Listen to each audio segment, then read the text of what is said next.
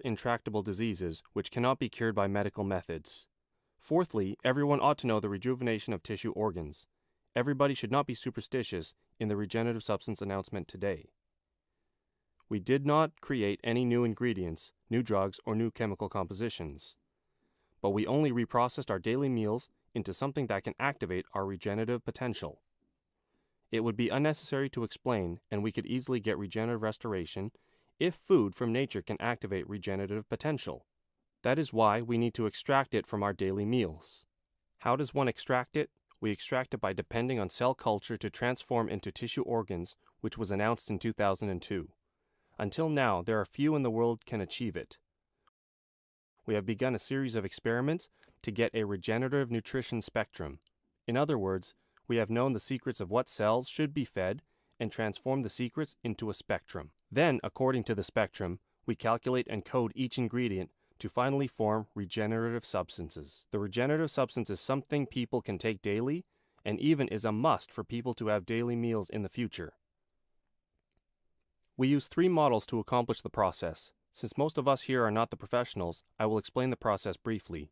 First is the model of somatic cells. We use somatic cells, not the stem cells. Somatic cells are derived from the intestinal epithelium, which are cultured into tissue cells and transformed into stem cells and then into tissues and organs. Nobody else in the world has achieved such a result. Some has just finished part of it in picture 6. In 2002, I announced the achieved results, but everyone said that it was impossible. However, all of the studies and research around the world now are following our routes. The scientist who cloned Dolly, the sheep, also declared that he began to focus on transforming somatic cells into stem cells, instead of reproducing cloning.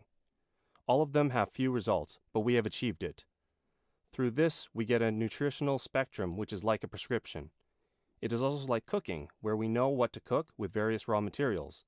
The other model is tissue organ regeneration from tissue explants.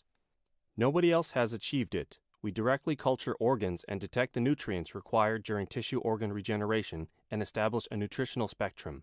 This is the second kind of spectrum. The third spectrum is obtained directly from the human body. We take some human tissues in hospital operating rooms and culture the tissue organs in vitro. So we obtain 3 kinds of regenerative nutrition spectra by combining the results of animal experiments and human body experiments.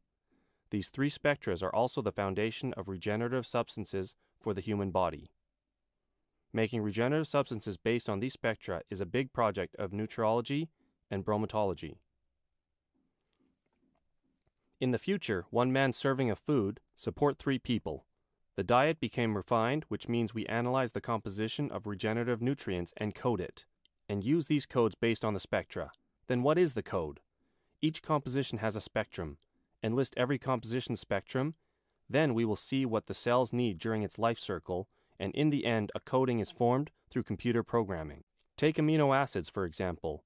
There are several amino acids in our human body. Besides non-essential amino acids, we have to obtain some amino acids that cannot be synthesized by ourselves through intaking foods. Thus, we encode all kinds of amino acids and then the cell's needs, such as which is the first to be taken and which is the last to be taken, what the cells need when you are excited and what the cells need when you are sleeping.